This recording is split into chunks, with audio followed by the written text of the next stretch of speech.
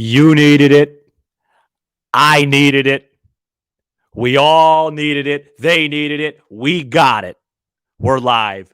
Big Cubs win today. Much needed. Let's go. You are Locked On Cubs, your daily Chicago Cubs podcast, part of the Locked On Podcast Network, your team every day.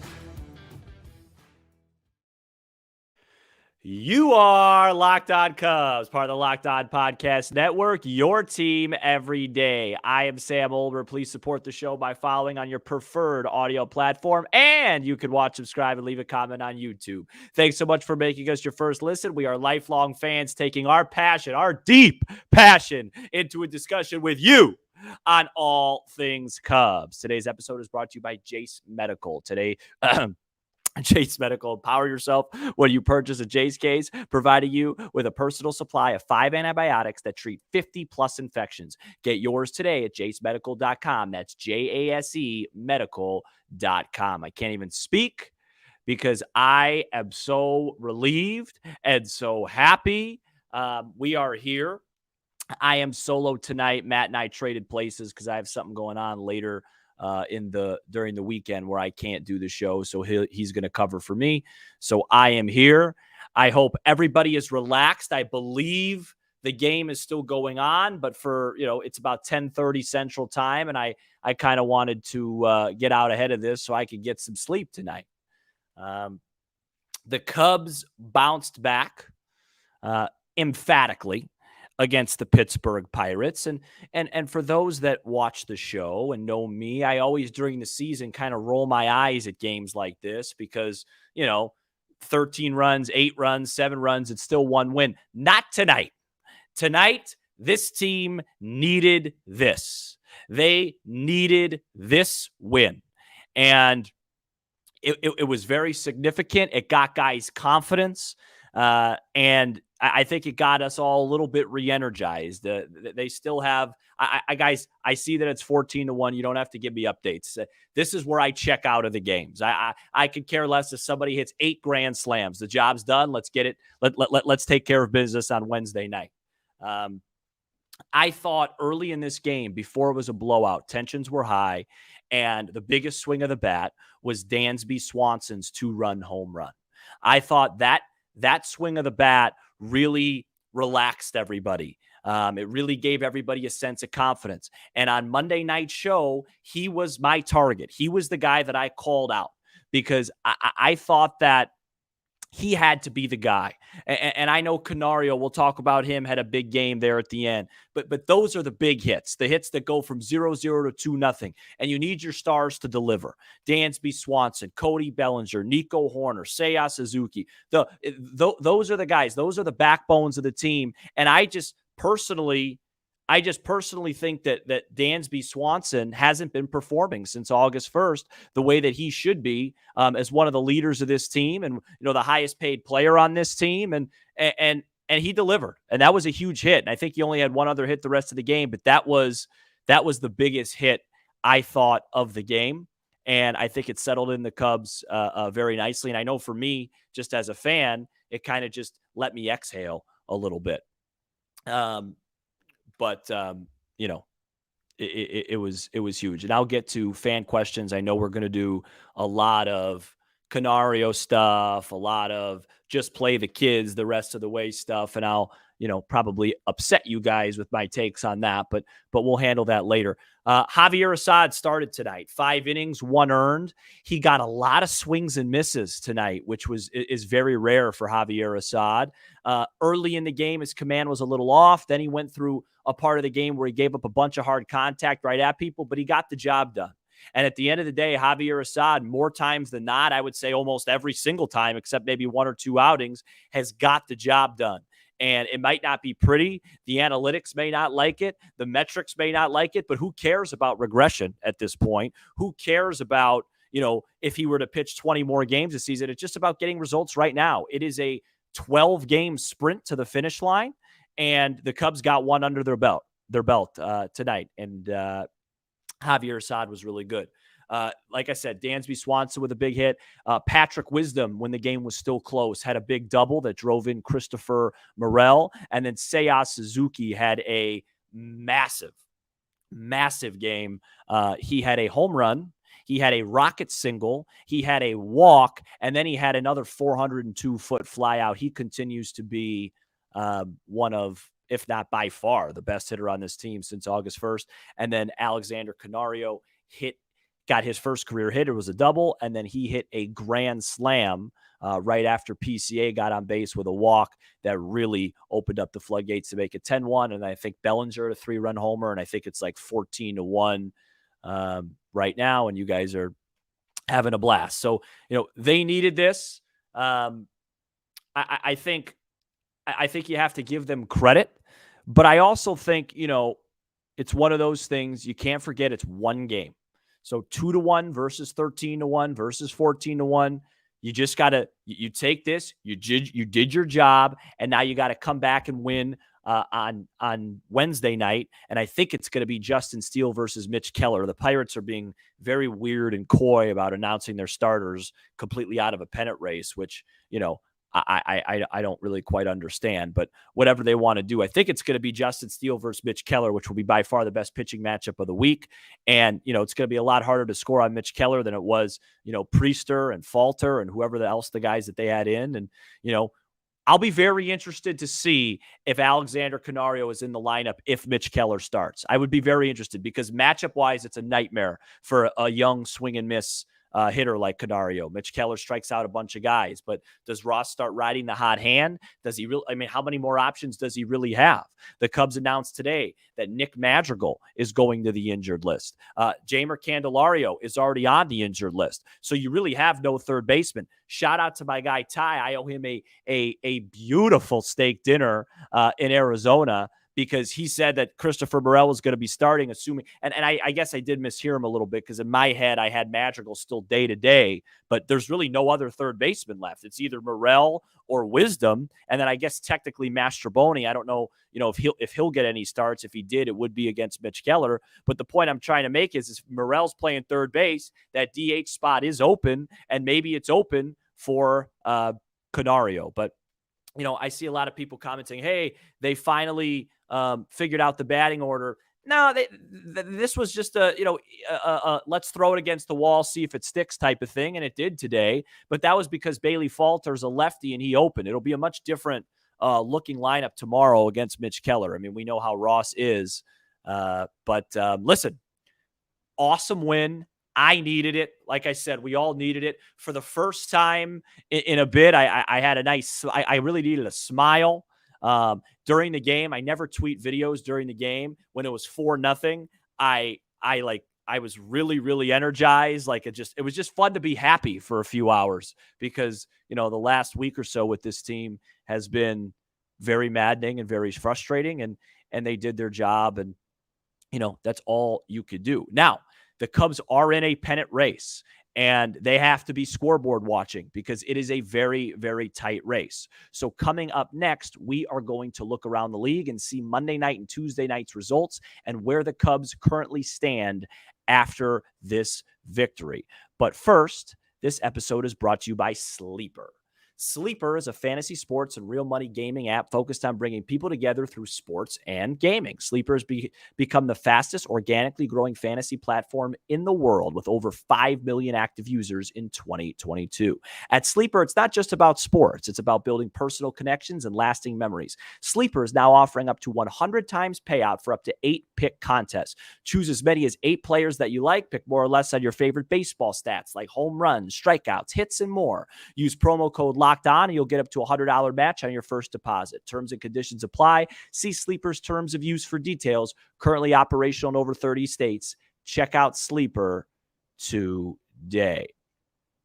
We are back here on Locked On Cubs after a cathartic, relieved, enjoy type of performance from the National League Ball Club today.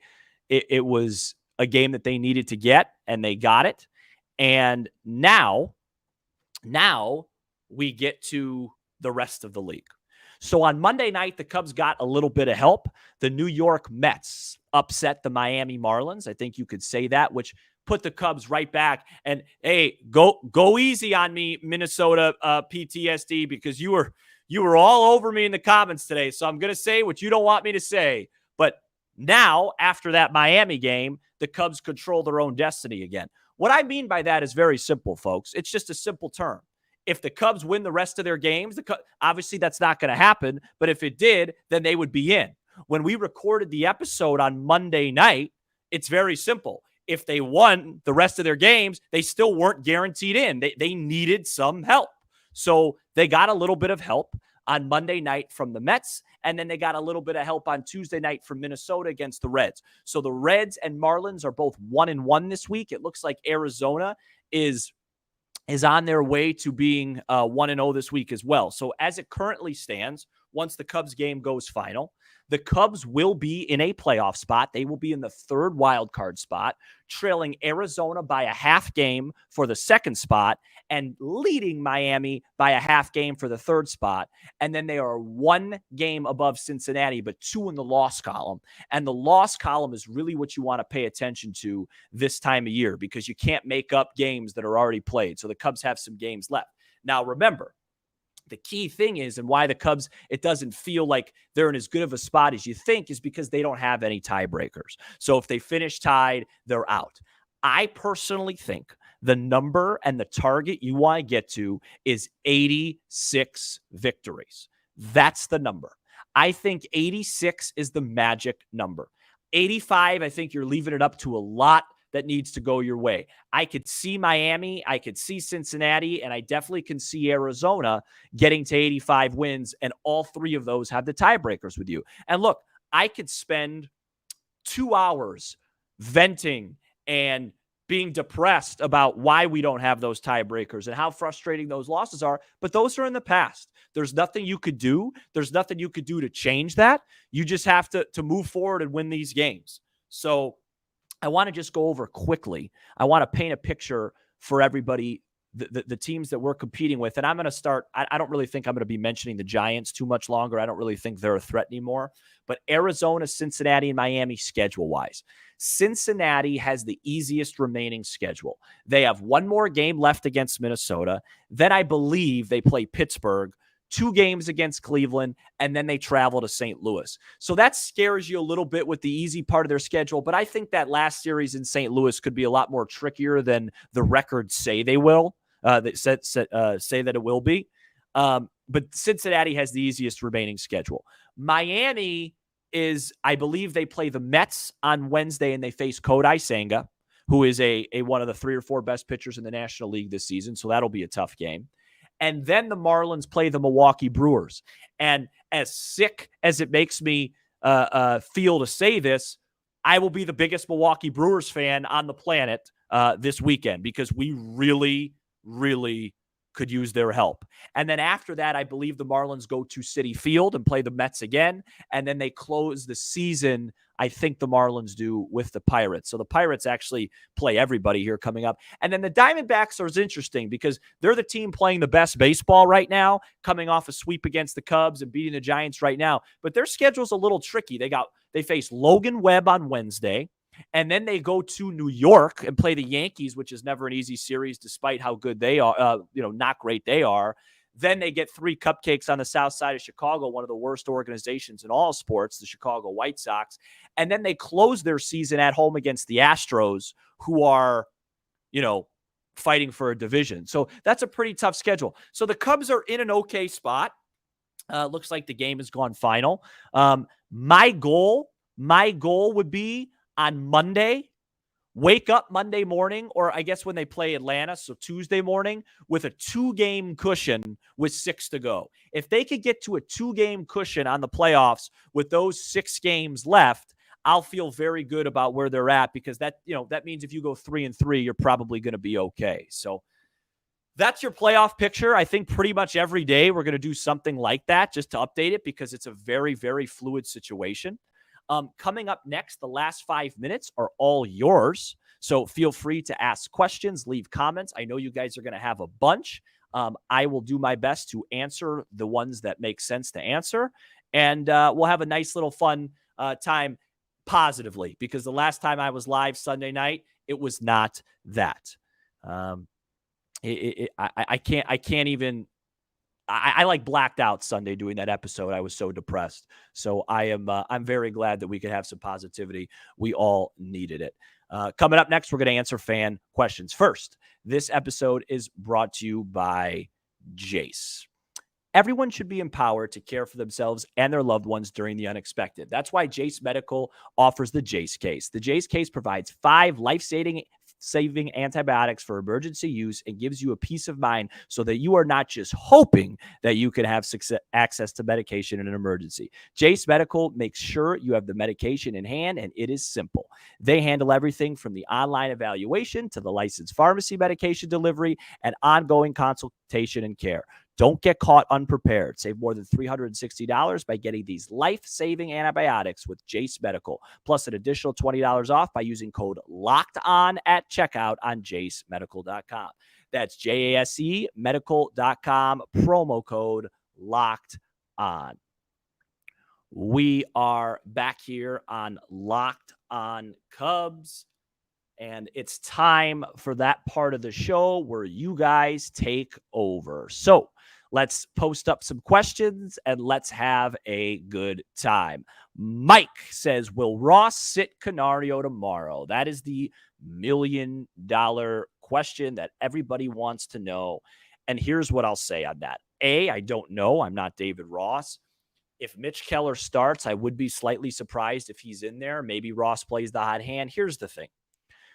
Baseball is a very tricky game, and I'm not taking anything away from Alexander Canario. But let me say this. He hit a grand slam in a 5-run game with the bases loaded on a hanging slider. He's still not a guy I'd like to see up with the bases loaded, 1 out, down 1 run against David Bednar in the 9th inning. Do you know what I mean? So I don't want to come across like I'm downplaying what he did, but I don't think it's like this crazy thing. Clearly, Ross feels like there's major holes in his swing, and you got to remember, look at who he got hits off of today. These are not great pitchers. But after Mitch Keller tomorrow, the Pirates don't really have many great pitchers, so this would be the time to use him. We will have to see, but I wouldn't overreact like, oh my gosh, like how in the world was he never playing? I just don't think it was one of those situations. I think it worked out today, and that's great. And we'll see what happens tomorrow. This is a good example. Sam, why doesn't Ross coach like this every game? It has nothing to do with his coaching, man. For bad or for worse, they hit. He managed the same game today that he managed when they lost. It's, and I'm defending him here. Everybody has energy and everybody looks good, guys, when you hit. When you score 13, 14 runs, it looks like Ross is a genius. When you score 1 or 2 runs, it looks like he has no idea what he's doing. For the most of the time, it's somewhere in the middle. I've said on this show for a while now, my issues with Ross's managing, there's some game-to-game stuff, but a lot of it was the beginning and middle of the year. This 2-8 stretch, unless you really want to pound the table and say, hey, guys were very fatigued and that's on him, fine, I'll listen to that. But I don't think they went 2-8 because of Ross during this stretch. They stopped hitting. When they hit, he looks like he's Casey Stengel. When they don't hit, he looks like I'm managing them. That's just how it goes. That's just how it goes. Let's see what we got here. John, how much longer should Ian Happ be an everyday player? I feel like he hasn't been slugging nearly enough. John, Ian Happ's going to be playing every day the rest of the way. You know that. So, that was probably more of an off-season question. They love Ian Happ. They're not going to just bench Ian Happ randomly. So let's see what else do we got. We got Snarly Charlie. Right here. We're going to say, where in the world has this offense been for the past week? Yeah, this is what this offense does. They're a very streaky team. The good news is hopefully it's not like May where they just mix in a 13-run game every now and then come back and don't score tomorrow. But hopefully, they sustain this, because the good news is, and what I've been trying to tell people a little bit, today is, they didn't collapse. The season's not over. So if they get on one of their hot stretches here where they, for 8 out of 9 games, they score 7+ runs, you're going to be playing postseason baseball. So, this is how this offense goes. It's a very up and down offense. And you just have to ride with it. And that's, they go as their offense goes. I came on here many times solo and preach my concerns about the pitching, but really when the offense plays well, they win. When they don't, they don't. It's pretty simple. Oliver says, who is the best DH option tomorrow if Morel continues to play third? Yeah, that's right about where I'm saying. It's a debate between if Morel plays third and they start Keller, that would mean the question would be, just thinking out loud for a second, does he go Tauchman in center, Bellinger at first, and then that would leave the DH open for somebody like Canario? Or does he want Bellinger in center, and then who does he play at first? My guess is if Morel's at third base, you'll probably end up seeing Canario just because what other option is there? And you're not going to DH Wisdom right on right against Keller. The only thing that I could see that I think would upset a lot of people is that there would be a small chance that Mastrobuoni were to play third tomorrow, which would bump Morel to DH. But we'll see what he does. Let's see. I Seiya, comment about Seiya. We got about a couple of minutes. I got nowhere to be at 10:50 p.m. on a Tuesday night except sleeping. Yeah, listen, I tweeted out, Blake says, Ruth's Chris in Arizona. I tweeted out at Ty, told my old mistake dinner. He doesn't have Venmo, so I'll have to find a way to get it to him. But I will be a man of my word on that. I again, if I listened to what he was saying, it makes a lot more sense. I didn't think that I thought Nick Madrigal was going to play. I didn't realize his injury was that serious. I thought he was day to day. When you think about it out loud, with no Madrigal and no Candelario, the only guys available at third base are Wisdom, Morel, and Mastrobuoni. In that case, Morel probably is your best option. So it actually makes a lot of sense in hindsight. But no, I'm a man of my word. I will get Ty and his significant other. They'll go out and have a nice meal at some point here pretty soon. I got time for 2 more questions, guys. Let me tell you this, John. This is a good one, John. I know, I think I already highlighted you. Which potential wild card matchup scares you the most? None of them. I just want to make the playoffs. I don't care if they have to play the 27 Yankees. I don't care if they have to play the Big Red Machine. I don't care if they have to play the 3-peat A's, the late 90s Yankees. I don't care who they have to play. Just get this team into the postseason. That is the goal right now. Get them into the postseason. I got time for one more question, and then I'm going to go to sleep, and I'm going to smile because it's been a while since I smile. All right, Luis. You always comment, and I hope I'm saying your name right, but I think I am. What does your late game bullpen rotation look like at the moment? Great question, sir. I would say this. Assuming that Alzolay is out, because he is, it's very wonky with no Fulmer. It's something like, let's say you got a lead in the 7th, 8th. If there's a patch of lefties coming up, Leiter Jr. for sure. The question is who's that other guy? Has Boxberger pitched his way into that yet? I don't know. Has Palencia? Probably not. Ross seems to really like Quas. It's a jumble of guys, and then Leiter Jr. I still think owns that high leverage lefty spot, and then the 9th inning right now is Julian Jerry Merriweather. I think his middle name's Jerry. My middle name starts with a J, but it's not Jerry. But I think it's Merriweather's 9th. And Matt was actually saying on Monday's show, he's like, the Cubs don't have a closer right now. I really do think they do have like Merriweather's been their best reliever now for a good while, even better than Alzolay. So that's how I would say it pans out. Definitely not. Somebody said, can you run out Luke Little as a closer? Definitely not. Julian Merriweather will have that job. That it'll be his 9th inning, probably the rest of the way, maybe even when Adbert comes back. So that's going to wrap it up, guys. Much needed win. I hope everybody sleeps well. You guys all have earned it. We have earned it. Now you wake up Wednesday morning, you put this aside, you take one game at a time, and you win another baseball game. And if you win another baseball game, then you start to feel good again, because going into Thursday, you have a chance to sweep. So Cubs take care of business against the Pittsburgh Pirates, get themselves back in a playoff spot. We will see what happens Wednesday night with the Cubs ace, Justin Steele, on the mound. Shout out to the everydayers who are with us for all 5 episodes throughout the week, and you can become an everydayer by checking us out each and every weekday. Be sure to hit that subscribe button for Locked On Cubs on YouTube and smash the like button for the algorithm. We're also on Apple, Spotify, and wherever you get your podcasts, and streaming on SiriusXM. I am Sam Olber, and this has been the first happy edition of Locked On Cubs in a good long while. Have a great night, everybody. Let's get another one tomorrow.